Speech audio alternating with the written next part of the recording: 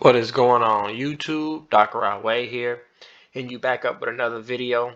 All of these videos that I'm making right now come at the request of one of my subscribers or viewers of the channel, and I'm not really sure who did it. Like I said, I should start writing this shit down. I do have some notes for this one because this one I want to really take my time and focus in on it. And it's all about gems. And when I was writing down the notes, I'm like, well, damn, what I'm doing it isn't really exactly what I would tell a free-to-play player because I spend money on the game. So like it's different for me because I can afford to get things that a free-to-play player wouldn't be able to do.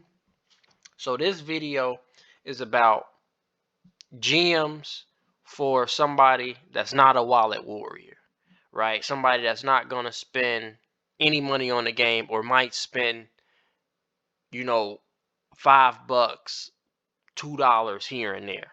One of those type players. This is what this video is dedicated to.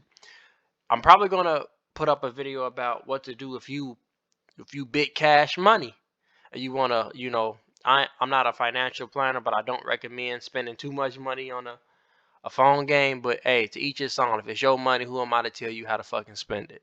Amen. Because I know I'm spending my money how I like to spend it. Okay. All right. So let's get into the video. So the first thing I'm gonna say is, how do you get gems as a free-to-play player? The main way that you're gonna get gems is through these one-time rewards for doing all the random bullshit that you're gonna automatically be doing anyway. There's a video I'm gonna do in the future called like daily chores, and it'll make a lot more sense then. But basically, all these little things, you get these one-time gem rewards. They add up relatively quickly. That's a big chunk of your gems as a free-to-play player. Sorry, I gotta sneeze 1 second. It's coming. Man, it just went away. Fuck, I hate when it does that. Shut up, Shakur. Shut up. My girl's laughing at me. Okay, so then you have your daily quests, and if you complete 10 of them, you'll get 10 gems. Woohoo, right? But 10 gems every day adds up when you're talking about playing this game for 60 days. That's 600 gems, right? Okay, just off of that. Another way that you can get gems is through the arena. At the end of the week, you get a certain number of gems. I think at the end of the week you get a certain number of gems. Right, and then every day you get a certain number of gems.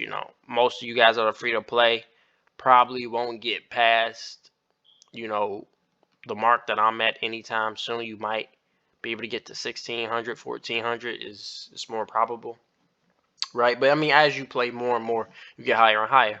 And like I said, you won't be getting all of these fancy ones. You'll be down here somewhere. All right, whatever. Right, that's another way. You can get them through Forest of Spirits. You'll get a little bit of odd gems from that when that happens. I don't know how many it is. I haven't tried to count it, but every once in a while when you find the chest, you'll get 5 gems, 10 gems, 4 gems, whatever. And then I'm pretty sure that's all the ways you can get gems like that. Another thing that I want to bring to your attention. Actually, I'm not even going to talk about that. There's another way to get gems, but I want to talk about that a little bit later. And well, actually, it's kind of coming up now, so why not? So okay, you get these gems. What do you do with them as a free-to-play player? Okay. Now, the most important thing I think that you can buy as a free-to-play player, not habitats, is you want to make sure, and I mean really make sure, you get this dragon tree. And what the dragon tree does is that it allows you to have another breeding station. So instead of having, one breeding station, you got 2. So that helps out a lot when we're talking about being able to breed up a lot of dragons really quickly, get more chances to get those legendaries, right? Now I think it's a pretty hefty of a price. I don't know what the prices are. I don't know because they could have changed by now. I don't really know what they are. Um, when I bought it, I want to say it was like 1,000 gems, so it's a pretty hefty one, but it's worth it. I mean, it's worth spending money to get those gems for that specifically, you know. Okay, so I think that that's like the most important thing, arguably. The workers hut, by the same token, that's more for convenience. Like you can work around it, and like I say, the dragon tree is more for convenience too. But both of these things really work well together. All the worker hut does, it gives you an extra work slot. Now, out of all of these other towers, I'm not going to talk about all of them. I'm going to talk about the ones that actually matter the most, or that really give you the real benefit. Um, the statue of treasure, what it does is that it produces, a certain number of gems per day. Okay. You can go all the way up to level 5, and if you get all the way up to level 5, it's like, in order to get all of the gems that you put into the tower, it takes like 60 days or something like that. So after 60 days, you're getting pure profit. So if you plan on playing this game for any extended period of time, and I've been playing this game for months and months, right? You're gonna get serious benefit out of this particular, statue. And since you're a free-to-play player, you're not buying your gems, this is the best way to make sure you're generating gems. When this is all said and done, you get it to level 5, you're producing 20 gems per day. So on average, I'm getting, through playing the game and doing all the crazy bullshit, right? I'm getting, typically, if I had to put a number on it, I'm getting anywhere from 45 to like 50 gems a day, maybe a little bit more depending on how the events, come together. And 60 gems a day ain't bad. I mean, shoot, it's more than 60 gems because I also get, you know, I think like 30 more gems from the thing I pay for. But whatever. That comes in the next video, right? So I'm getting, almost close to 100 gems per day, you know. So that it really adds up, and the bulk of that is coming from these free to play activities in this one fucking tower, right? Um, that one's really good. The Dream Orchard. It's a passive way to get food. It's free, right? Really easy. Just getting it at level 1. A lot of people say level 3 is like the sweet spot, And then if you have this tower, you'll eventually you can get whatever the fuck you want. It's just a matter of how long it takes, more so than anything, right?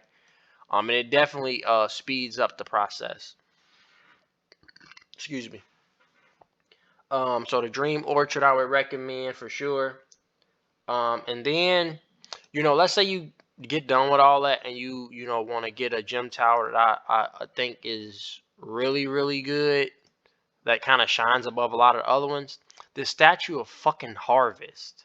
So basically what it does is when you go to your farm, right, and you want to farm for something, I'm supposed to get 21,000 food, right? But what it does is it increases that, right? So it ends up being, for me, I have it like my tower fully maxed out here. It's one of the only towers. I only have like a couple towers like this one. This one are the ones that max out. These are the ones I think are important. 30% farm production, right? And I'll end up getting, it's not, I don't get just 21,000 food. I get like 27,000 food, right? So it's a pretty sizable increase. And so you're spending less of your coins to get more food. Now, some people say, well, why don't you just do the coin one? Well, it's like the coin one is okay, but you're kind of limited by the habitats, right? You're kind of limited by how much the habitat can actually hold. So because most of my gold is turned into food anyway, I find this, the Statue of Harvest to be a little bit of a better tower because I'm always going to get the full benefit of the tower. If I fucking decide not to play for a day, or I forget to collect early in the morning and I don't do it till like 12 that day at my, my lunch break or some bullshit like that, then I miss out on you know, this, if I can kind of click on it, I miss out on this statue here, right? You know, I miss out on the extra production. So with that being said, I think that those are the better towers. So I think that you should spend your gems on as a free to play player. Now, an argument, because like you'll eventually get done with that. You know, I don't really know too much about the tree about getting it past a certain point, so I can't speak on that. But what I do think is, if you know, and there's going to be a video literally dedicated to what I'm about to say next, is crystals. You can use gems um to buy crystals. Let's say I wanted to level up this one. You know, it's like one gem gives you one crystal essentially, right? So a lot of times I'll use a little bit of gems for that, mainly on light and dark crystals specifically, probably psychic now too, and that's because of the shop and stuff like that. But that'll be in the next video when I cover crystals more in depth and closely. So with that being said, there we go. Free to play player, how to use your gems and dragon tamers.